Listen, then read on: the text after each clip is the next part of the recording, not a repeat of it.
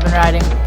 I figured it's been a minute and I would kind of break down the 4 boards I've been riding a lot this first half of the season and what I'm going to be riding a lot this second half of the season.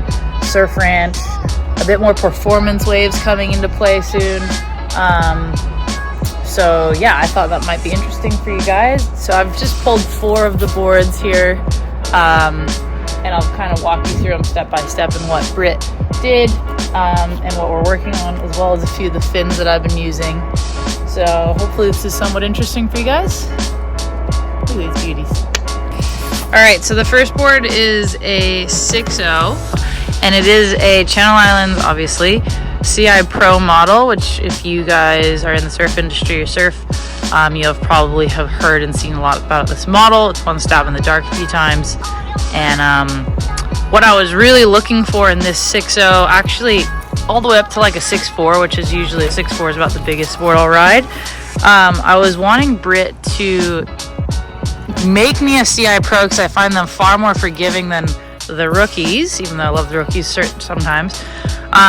For Bells, Margarets, and in particular Sunset, I felt like the forgiveness of this board would be really nice for those flatter waves, whereas the rookies not as forgiving. It's easy to catch a rail on waves like that. So anyways, this is a CI Pro Step Up, which is currently not on the market or for you to buy. Potentially it will be, because a lot of people have been loving them. A lot of the boys riding them in Hawaii, Margarets as well. And so anyways, this is what I rode at my last few heats at Margaret's, and this is actually the exact same. It's a Step Up 510 CI Pro model. I rode this at Margaret River. I'll put in a couple waves right now for you guys to see.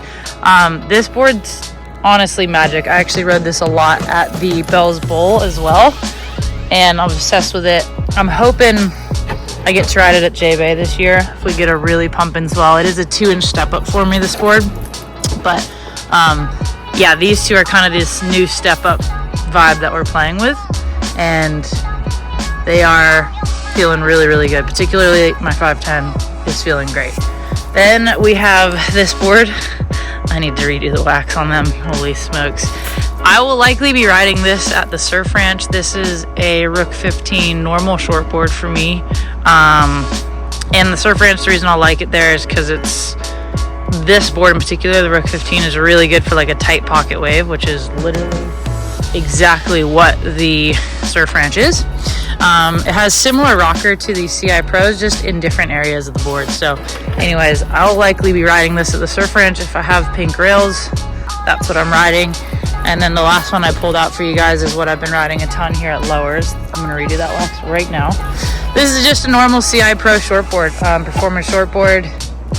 Really love it at Lowers. In California in general, like I said, it just has that little bit more forgiveness, but you can still turn super hard.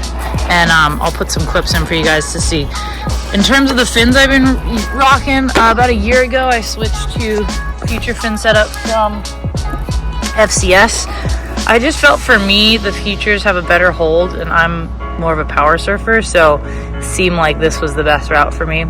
These CI fins are definitely my favorite. There's a lot of people that ride these on tour, and on the girls and guys side, and they're just great. You can hold in nice on a carve, but then this middle fin's actually slightly smaller than the 2 side fins, so it allows a little bit more release when you're doing like a snap or something like that. It's really easy to get the tail out, yet it holds through a really nice carve. The other ones I use are these medium JJF model fins. I use these in Hawaii a lot, obviously. They have a little bit more hold than these ones, so they're gonna feel a little bit stiffer, and they're just a great fin. They're a great overall performance fin. Really good for Hawaii or a wave with like a lot of power in it. That's kind of what I've been riding. That's what I'll be riding into this back half of the year. If you have any questions, please leave them in the comment box below. I'd love to answer them for you. As I said, if you live in California, this CI Pro shortboard, I'd almost go squash tail for an everyday shortboard around here. I'd highly recommend. So yeah, that's what we got going, guys. Hope you found it interesting. I think I'll be on that at the Surf Ranch. What's up, guys? a lot of you guys were really interested after last week's video when I walked you through my morning routine and kind of what I do for my back to get ready to go surf in the morning. What else I do. And so I'm here at our house. This is Tom's treatment studio where he works, and he's actually going to give me a treatment today. So there's a few things we do, especially when I'm home and Tom has kind of all of his gear to treat me, or on the road a little bit as well. Okay, we're bringing in Tom. Hey guys. He's just not down at the beach surfing. This is his workspace, but I'm actually going to ask Tom some questions for my knowledge, but also for your guys' knowledge that might be common. If you have any questions for him, please leave a comment below. Dr. Tom will get to him. Tom's done a lot of work, obviously, with myself, but then he works on a lot of people on tour, on the road as well. He's done some work for Red Bull, and you've worked on a lot of athletes, specifically a lot of surfers. But mainly surfers, football players and surfers, but yeah, surfers are definitely my forte, obviously. But yeah, so I wanted to ask you, what is the most common injuries you see in a lot of surfers, whether that be because you worked on obviously a lot of us on the world tour, but also you've worked on just surfers where it's their hobby. What's the most common injury you see across the board with surfers? Surfers are a funny one because the actual surfing posture goes against a lot of natural human postures that we should be in.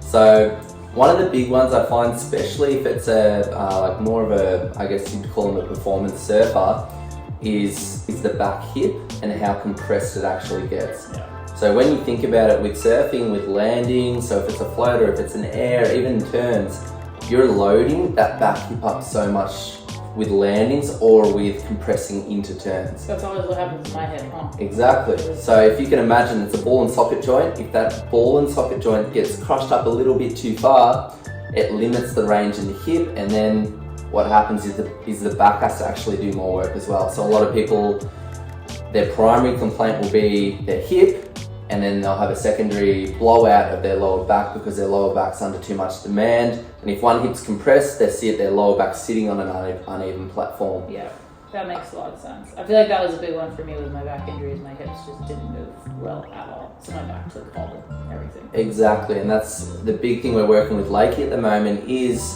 when she's on the road, especially when she's in a lot of sort of sunset type conditions where there's a lot of bounce and chop and you're getting a lot of compression through the hip, it's constantly trying to traction and release it, but also gain mobility through the tissues. So, and that's achieved through stretching, through active range of movement stuff that she did last week in her warm-up morning video, which was great. Go check it out. Another question I have for you is what people can be doing. Obviously everyone has different niggles, whether it's their back or their knee or whatever, their hip and their shoulder, but I feel like for a lot of people who are watching, like what would you recommend to the average person who's feeling like they're in pain, they're still mobile and able to do stuff, but either they're at work and they're in pain, or when they go surfing they're in pain, or whatever, like where's a good place for somebody to start who maybe doesn't have access to like someone like yourself or whatnot?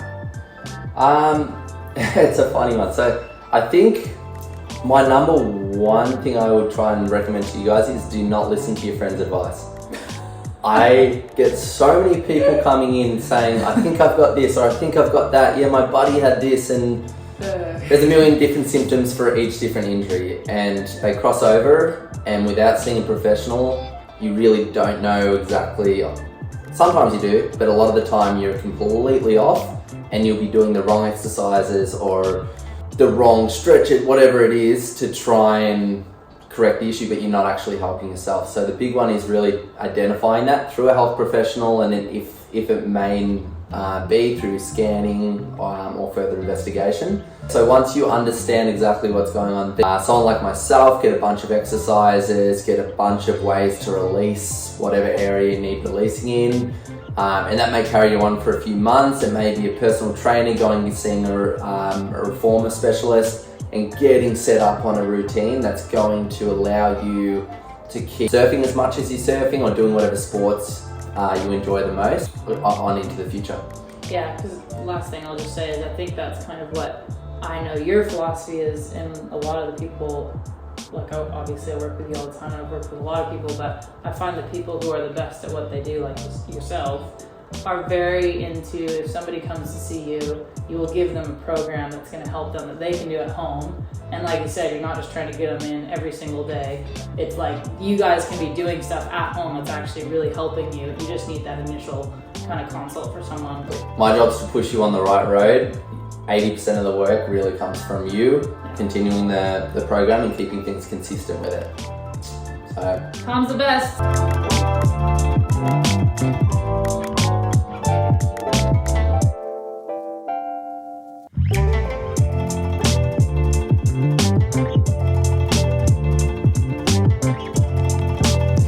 Thank you so much for watching, you guys. I really appreciate it. If you're new here, we drop videos every single Monday. Please do hit that like and subscribe button, even tap the bell if you're really loving it. But most of all, I just wanted to say a huge thank you and shout out for all of your guys' support. It's been amazing and so awesome to grow this channel with you all. See you next week.